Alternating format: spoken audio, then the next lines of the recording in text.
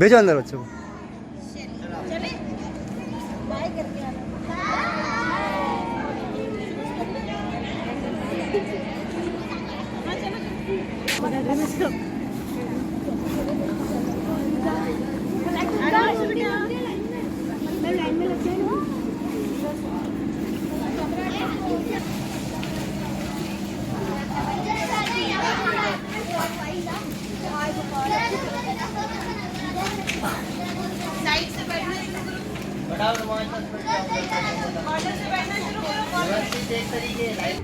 छोटा सा कदम।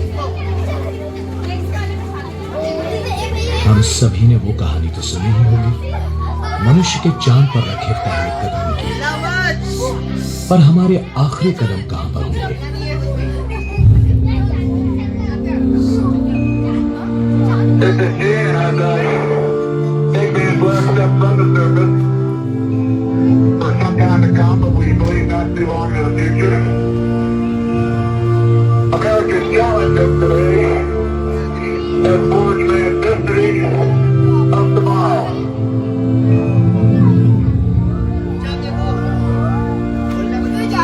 दिसंबर 1972, दो अंतरिक्ष यात्री धातु से बनी एक छोटी सी कैप्सूल में सवार होकर पृथ्वी की ओर लौटने की तैयारी में थे। अपोलो 17 के चालक दल में चांद पर कदम रखने वाले पहले वैज्ञानिक शामिल थे। अंतरिक्ष यात्रियों का खोज कार्य 3 से ज्यादा दिन तक जारी था। उन्होंने कई प्रयोग किए और उससे पहले हुए किसी भी मिशन से ज्यादा सतह का परीक्षण किया।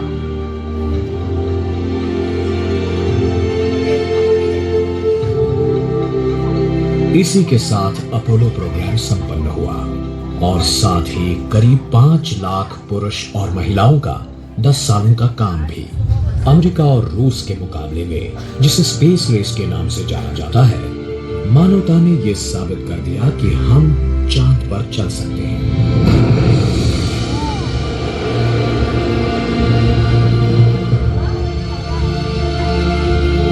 जब अपोलो 17 के अंतरिक्ष यात्रियों ने उड़ान भरी तब कई लोगों ने यही सोचा था कि हम लोग जल्द ही लौट आएंगे, पर हम नहीं आए।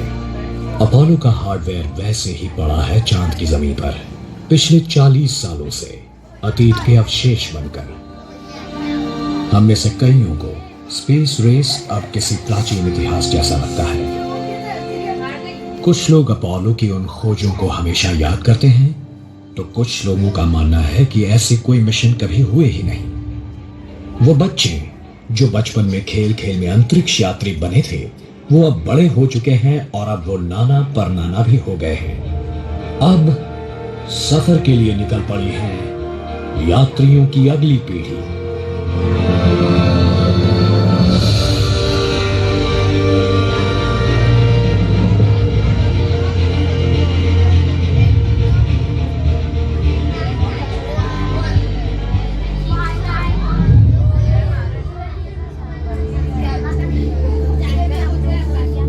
अंतरिक्ष में मनुष्य का साहसी भ्रमण लेने से पहले हमने हमारे सामने खड़ी होने वाली संभावित चुनौतियों को समझने के लिए हमारे रोबोटिक एक्सप्लोरर वहां भेजे।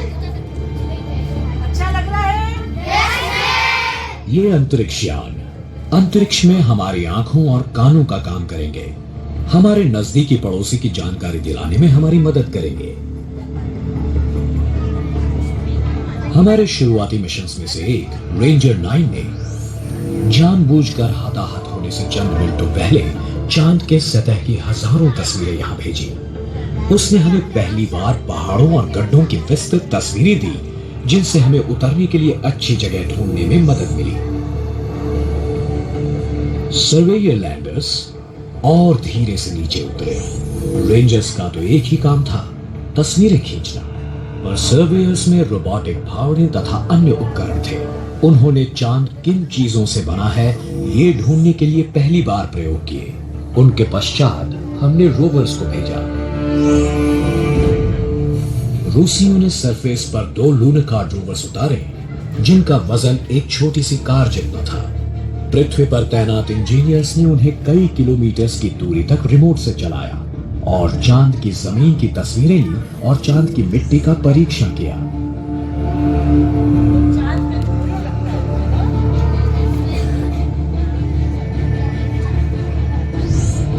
वैज्ञानिक आज भी इन ऐतिहासिक मिशंस में पाई गई जानकारी और नमूनों का अभ्यास कर रहे हैं, पर इन शुरुआत में आए मेहमानों ने हमें सिर्फ उन विभागों के बारे में बताया जिन पर वो उतरे थे।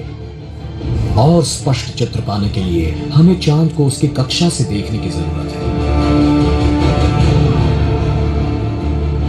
नासा और यूरोपियन स्पेस एजेंसी ने चांद की परिक्रमा में अंतरिक्ष यान भेजे हैं और हाल ही में चीन, भारत और जापान ने भी भेजे हैं। परिक्रमा में इन अंतरिक्ष यानों ने चांद का मैपिंग किया है, उसकी जमीन पर मिले रसायनों का कैटलॉग बनाया है और एक जगह से दूसरी जगह होने वाले गुरुत्वाकर्षण के सूक्ष्म बदलावों का मापन किया है।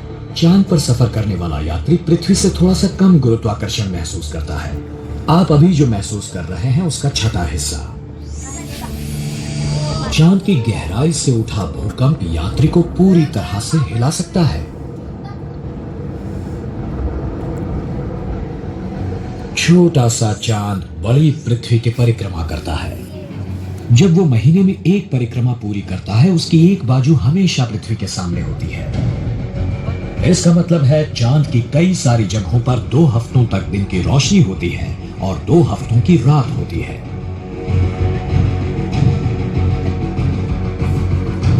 सूरज की गर्मी को फांसने के लिए वातावरण की कमी होने की वजह से तापमान 100 डिग्री सेल्सियस से भी ज्यादा हो जाता है और बाद में -150 डिग्री सेल्सियस से भी कम हो जाता है।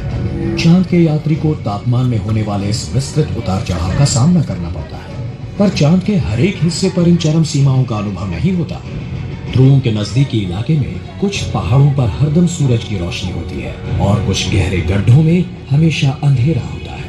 एलक्रॉस नाम का एक अंतरिक्ष यान इन्हीं अंधेरे गड्ढों का अध्ययन करने एक तरफा मिशन पर निकल पड़ा। इस अंतरिक्ष यान के प्रहार के प्रभाव से करोड़ों वर्षों से सूरज की रोशनी से छिपे हुए द्रव्यों का बादल निकल पड़ा। इस बादल के भीतर एलक्रॉस डिटेक्टर्स को शुद्ध बर्फीला पानी मिला। ध्रुवों पर पाया गया पानी चांद पर लोगों के जीवन के लिए मदद कर सकता है। हम पानी पी सकते हैं और उसका उपयोग अनाज के लिए भी कर सकते हैं और ऑक्सीजन, हाइड्रोजन में उसका विघटन भी कर सकते हैं। हमें सांस लेने के लिए ऑक्सीजन जरूरी है, पर हम ऑक्सीजन और हाइड्रोजन का उपयोग रॉकेट का ईंधन बनाने के लिए भी कर सकते हैं। चांद पर अन्य संपदा भी है। School, CM Raj Vinoba High Secondary School, Ratlam. I am Divyanshi Saini. I am Himani Sharma from class 6 से। हमने पोलार्ड कंपनी के द्वारा आकाशगंगा का टूर किया, जिसमें हमें बताया गया कि मून पे भी लाइफ हो सकती है, लाइफ पॉसिबल है। वहाँ पर पानी की खोज की गई थी शायद से, और खाने की भी खोज की गई थी। वहाँ पर ये भी बताया गया था कि गोल्ड हो सकता है और एल्यूमिनियम हो सकता है। वहाँ पे लाइफ जी सकते हैं, लाइफ हो सकती है, पॉसिबल है वहाँ पर लाइफ। ये बनाए जाते हैं और भी हमने बहुत सारी चीज़ें। Good afternoon. We are students of CM Raj Vinoba High Secondary School, Ratlam, MP. My name is Sanjay Chaudhary. My name is Parv Marmat. We are student of class 9th A. हमें Pollard company की तरफ से आकाशगंगा की सैर कराई गई है, तो जिसमें मैंने देखा कि किस तरह से मतलब जो मून पे नील आर्मस्ट्रॉन्ग ने फर्स्ट कदम रखा था और किस तरह से जो मून के बारे में उन्होंने जाना था कि क्या है मून, और फिर उन्होंने जो रेंजर्स 7 नाम की एक सैटेलाइट भी भेजी थी 1964 में, और उनसे उन्होंने ये भी खोजा कि जो चांद है उसके ऊपर पानी भी है जिसमें H2O के रूप में, जिसमें से हम अगर चाहें तो H2O जो ह्यूमंस के लिए पानी है वो हम निकाल सकते हैं और ऑक्सीजन अलग करके हम रॉकेट के लिए जो फ्यूल चाहिए रहता है वो भी हम ले सकते हैं। उसके बाद जब ये मिशन के बाद उन्होंने एक रोवर भी भेजा था मून रोवर करके, उसमें ये साइंटिस्टों ने धरती से बहुत कई किलोमीटर तक उसको चलाया था और जो जानकारी इकट्ठा करी गई थी उसमें से एक मैं बता देता हूँ। तो चांद पे प्लेटिनम, गोल्ड, आयरन, सिल्वर ये भी पाया जाता है, जिससे हम धरतीवासी को भी काम आ सकती है वो चीज़। Thank you. Good afternoon. I am student of CM Rise Vinoba Higher Secondary School, Ratlam, MP. My name is Mudra Benawat. I am from class 9 से।